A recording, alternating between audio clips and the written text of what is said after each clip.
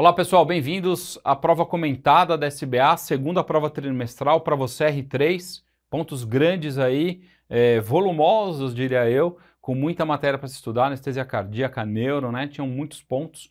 Primeira questão, colocou aqui monitorização das ondas venosas em relação aqui ao eletrocardiograma. Eu particularmente acho que isso é uma questão muito mais para o R2, né? Lá em monitorização cardiovascular, do que para o R3. Embora o R3 precise saber disso também, eu acho que a gente aqui poderia ter sido explorado a parte mesmo de anestesia cardíaca, né? Falar de extracorpórea ou falar de revasque do miocárdio. Eu acho que esses pontos são mais interessantes do ponto de vista aí, didático, né? Pedagógico, para vocês que são R3, mas isso é só uma opinião aqui, uma crítica até construtiva, não é uma crítica para encher o saco de ninguém não, em relação a quem faz a prova, mas é só uma visão aí que a gente tem em relação a isso. Então o que ele fala? Ele mostra lá as ondas venosas, que vocês estão vendo aí na minha cabeça, né? E alternativa A corresponde ao enchimento atrial na sístole. Não, a gente sabe que onda A corresponde à contração atrial, essa é clássica, sístole atrial. Né? Então, contração do átrio direito, a gente até sabe que quando some a onda A, a gente tem aí uma possibilidade de uma fibrilação atrial, né? Átrio batendo muito forte, não faz nem a curvinha lá no nosso traçado venoso. Se bem que é bem mais fácil a gente ver isso no eletro mesmo. Mas tudo bem, vamos lá para a questão B. A onda C, contração isovolumétrica do ventrículo direito. Está aqui uma outra onda positiva aqui, a onda C. Tá? Então é verdadeiro, aqui é verdadeiro, né? A primeira é falsa, a segunda é verdadeira. A onda C surge da protusão da válvula tricúspide quando você tem a contração isovolumétrica do VD, do ventrículo direito. Colapso diastólico da pressão atrial, onda X, primeira onda aqui, que aparece uma onda aí negativa, tá? Colapso diastólico da pressão arterial. Não, lembre-se que X é um colapso sistólico e não diastólico da pressão atrial, tá? Descida sistólica atrial por puxão da base ventricular. D, colapso sistólico na pressão arterial, que é a onda Y, que ele está afirmando que é o colapso sistólico, tá? Aqui é o colapso diastólico, tá bom? É o enchimento ventricular rápido após a abertura da tricúspide.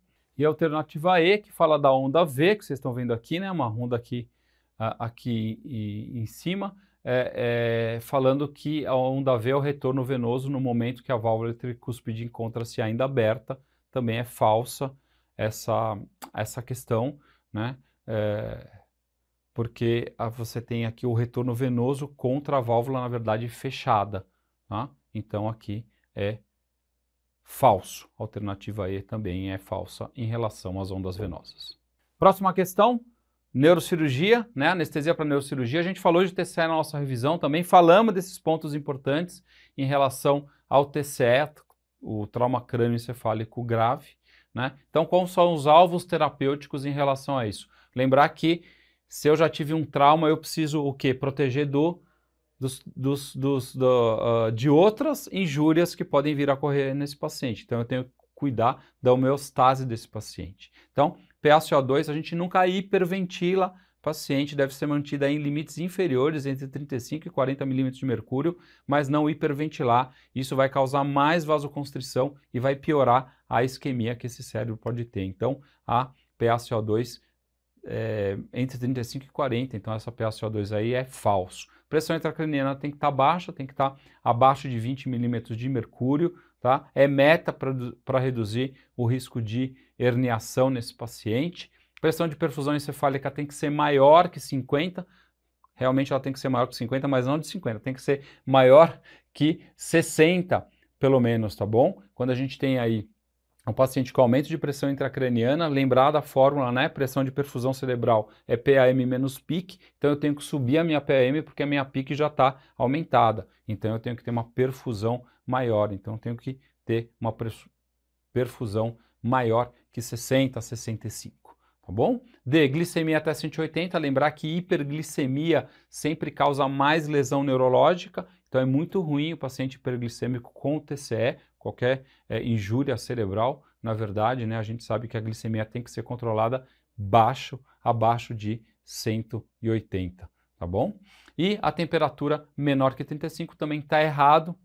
A hipotermia terapêutica, ela é opcional, é de 32, pode ser de 32 a 35, mas diminuir abaixo de 35 não é uma meta universal, tá? A hipertermia profunda aumenta o risco de arritmias e coagulopatias. A gente tem que tomar cuidado com isso também, senão a gente piora um outro lado deste paciente. Então a alternativa E é falsa. Questão 3 sobre hipotermia, né, que se colocou aqui. A eliminação dos anestésicos inalatórios é acelerada durante a hipotermia devido à menor solubilidade nos tecidos frios. Tá certo ou tá errado? Tá falso aqui, tá? Então, falso, você tem um aumento da solubilidade em tecidos frios, tá bom? Então você tem um aumento da solubilidade, não diminuição da solubilidade. B, fibrilação ventricular espontânea é frequente mesmo em temperaturas acima de 34. A gente sabe que isso não é verdade, é falso, tá? Essas arritmias graves aí ocorrem abaixo de 30 graus, tá bom? É onde a gente tem mais disritmias importantes. Valor de pH PCO2 permanecem invariáveis durante a hipotermia, independentemente do grau de resfriamento. A gente sabe que não é verdade, isso também é falso. O sangue acaba tendo maior solubilidade para CO2, reduzindo a PaCO2, tá? Se você não tiver o ajuste da ventilação. Então lembre-se que existe variação sim durante a hipotermia. A diurese induzida pela hipotermia é atribuída ao aumento do fluxo sanguíneo renal e à redução do ADH. Correto, hipotermia induz diurese por aumento de fluxo renal e diminuição de ADH, tá? A resposta frio da diurese. E por último, a resposta de vasoconstrição periférica durante a hipotermia contribui para a preservação do calor central. A gente sabe disso, né? Nosso mecanismo de defesa da hipotermia é fazer vasoconstrição, fazer aqueles shunts, né, periféricos se fecharem para que o calor fique mais preservado na parte central. Lembrar que a anestesia faz uma vasodilatação e ela acaba causando hipotermia. Um dos mecanismos é justamente essa vasodilatação com redistribuição do calor e diminuição de temperatura central, como nós falamos nas aulas aí, na aula de revisão também. Choque séptico aí, então, sobre choque também é um tema que sempre cai. Choque séptico é um choque distributivo, tá perfeito aí, associado a um agente infeccioso, também está correto, mas tem um erro aqui em relação à diminuição do débito cardíaco. A gente tem inicialmente uma vasodilatação sistêmica, né? A gente tem um aumento do débito cardíaco, uma fase hiperdinâmica, tá? Então a gente tem aí um aumento desse débito cardíaco nesse paciente. Pode ocorrer uma diminuição global de contratilidade cardíaca com redução do transporte de O2 aos tecidos. Verdadeiro, tá? Então existe disfunção miocárdica quase em 50% dos casos, né? E você reduz contratilidade e também transporte de oxigênio aos tecidos. A acidose metabólica pode estar presente mesmo com níveis normais de DO2, né, de oferta de oxigênio. Está correto, a acidose metabólica pode resultar de hipoperfusão tecidual localizada, mesmo com DO2 global normal, tá? Isso está bem definido. A manutenção do débito cardíaco em um DO2 adequado garante uma extração tecidual de O2 adequada?